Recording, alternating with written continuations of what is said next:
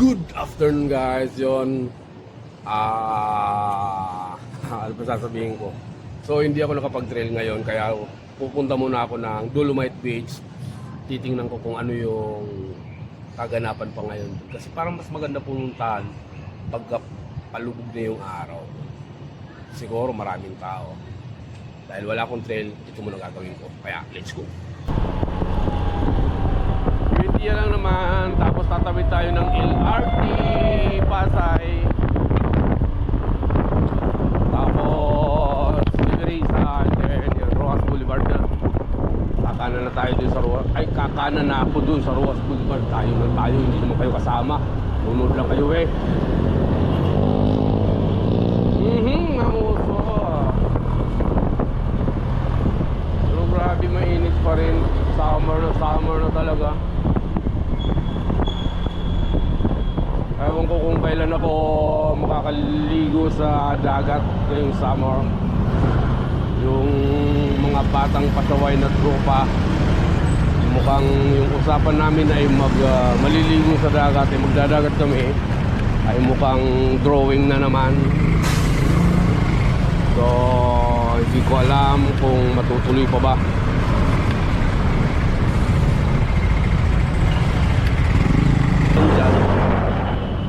Ay, hindi na, wala pa ng traffic dito pagkalagpas ng ano. Nandiyan kasi yung mga nandiyan kasi yung bus terminal ng jam. Kaya nagkaka-traffic. So pagkatawid pala ng LRT, wala nang traffic papuntang Rojas Boulevard. Parang lang. Pero mabagal pa rin. Mabagal ang daloy ng traffic dito sa kahabaan ng 20 lang. Ano daw? So dito na ako sa Rojas Boulevard. Dito kakanan na ako.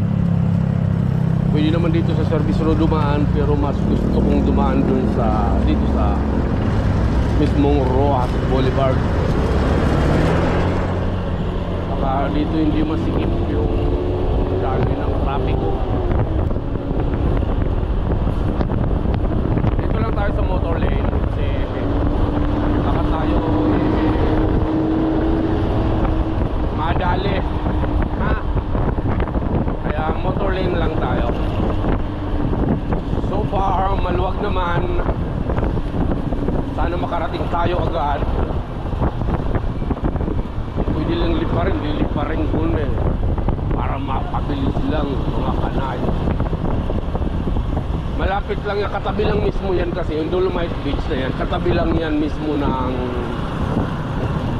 US Embassy. Kabilo. Dito tayo sa kanan, tapos kaliwa yan, tapos dun sa may tawiran, dun tayo magpa-park. Kasi ang kuwan ang nasa ano.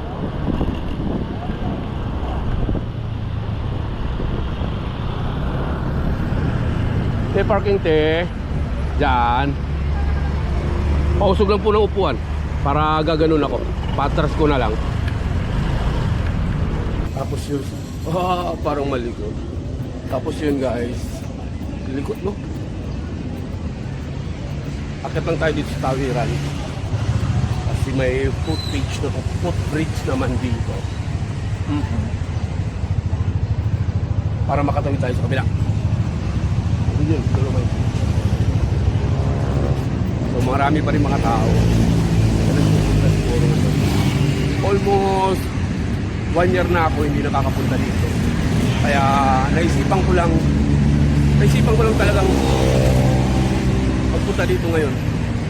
Unang-una, hindi ako nakapag-trail. So, kasi sa mga dahilan na yung motor ko may problema pa. So guys, yun mo. Yan. Meron na rin mga ilang-ilang mga tao. Pero di pa naman ganun karami. So papasok tayo doon. So ito, tabi lang to ng US Embassy. Ayan yung US Embassy. US Embassy. Tayo ito. Wala, likot. Grabe likot. Wala, likot. Sobrang likot naman. Paano hindi magiging malikot dito matakbo tayo? Kaya pagkababa dito, maraming mga windows. Oh, galit eh. So medyo malayo pa kasi doon. So yun guys, nandito na ako sa loob at siyempre nakakasilaw. At lahat ng tao dito ay ang hinihintay nila ay ang paglubog ng araw. So marami-rami na rin. Pero hindi talaga tulad nung dati. Napakarami ng tao dito. Pero ngayon, hindi ko lang alam no kung hanggang mamaya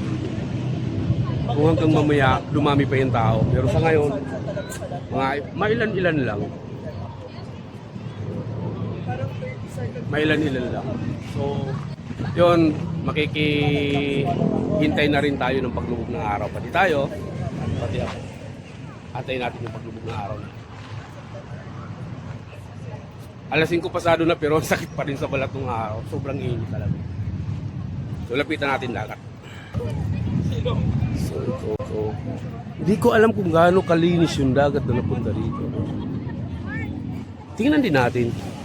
So ito, nung may nagdadala pa rin ng basura pa rin talaga. Hindi pa rin siya ganun kalinis. Kasi nga may mga natatangay pa rin na basura. Sisang, ano.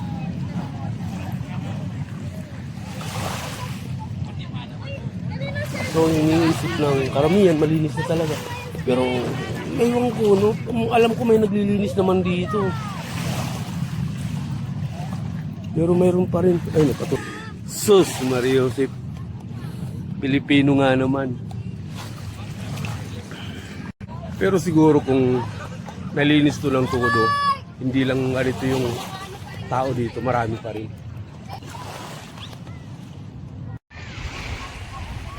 So ayan guys yung US Embassy, katabi niya, katabi lang talaga mismo, baka gilid na ng dulo.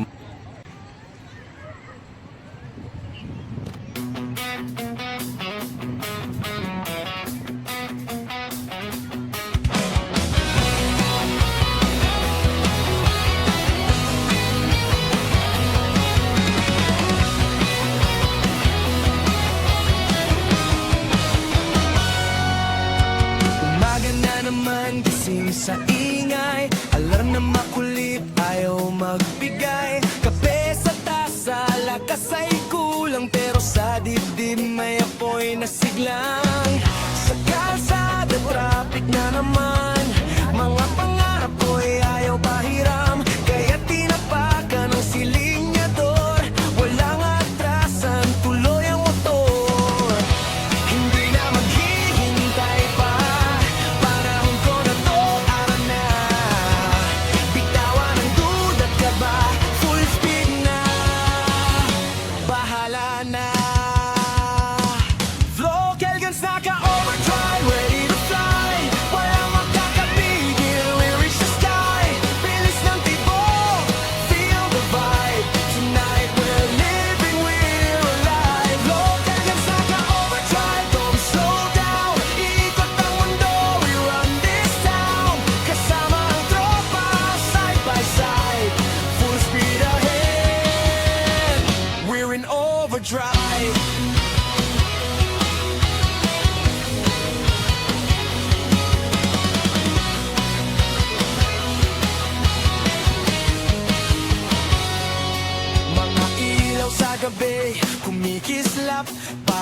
nagsasabing huwag kang umatras.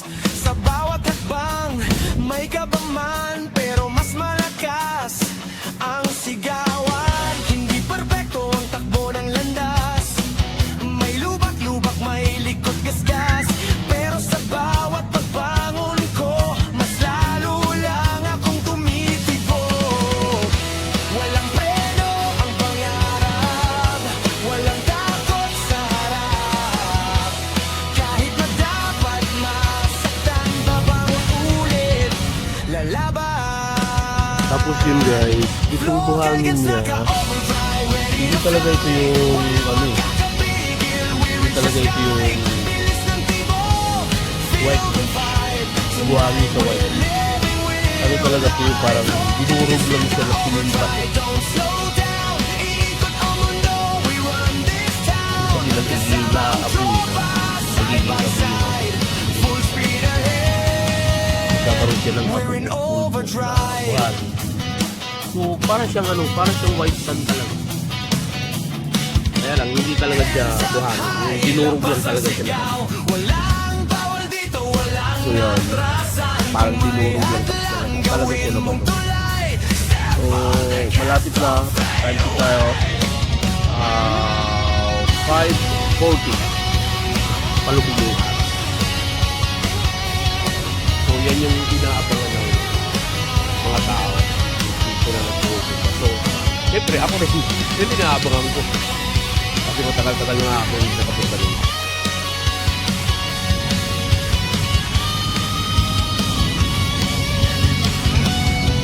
So yun, wala nang tao dun sa bato. Pagkakataon na para lapitan natin. Dito sa kabila makikita. Pero dun sa kabilang side ng bato ay hindi makikita. Masyadong masilaw.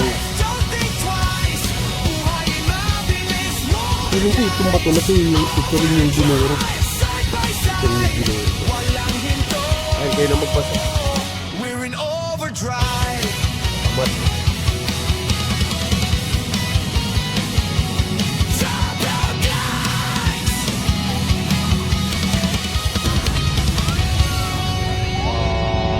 $5:45. Lumalamig na, hindi na siya mainit. So, palubog na ng palubog yung araw. So, yun nga siguro, ibihira na lang talaga pumupunta dito. So, may napabalitaan ako na ito daw yung iimbestigahan. Paano iimbestigahan na to? Kain ba itong ano na to, beach na to? Para maimbestigahan yung ilalim. Kung paano yung tinambak dito. Paano iimbestigahan yung ganito? Well, sana wag nang sirain kasi okay na eh. Pinakikinabangan na ng mga tao, sana wag nang sirain. Sana wag na.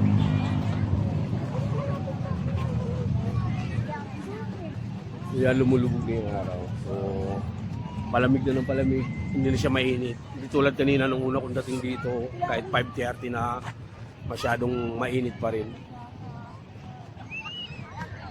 So siguro pagka ganito, hindi na mainit. Marami nang pumapasok sa entrance. Yung mga pumapasok ko. Ito naman sa kabilang side yung exit. So aalamin natin kung hanggang anong oras naman talaga ito sinasarado. Kung hanggang anong oras nila pinapaintulutan na may tao dito sa loob ng Dolomite Beach.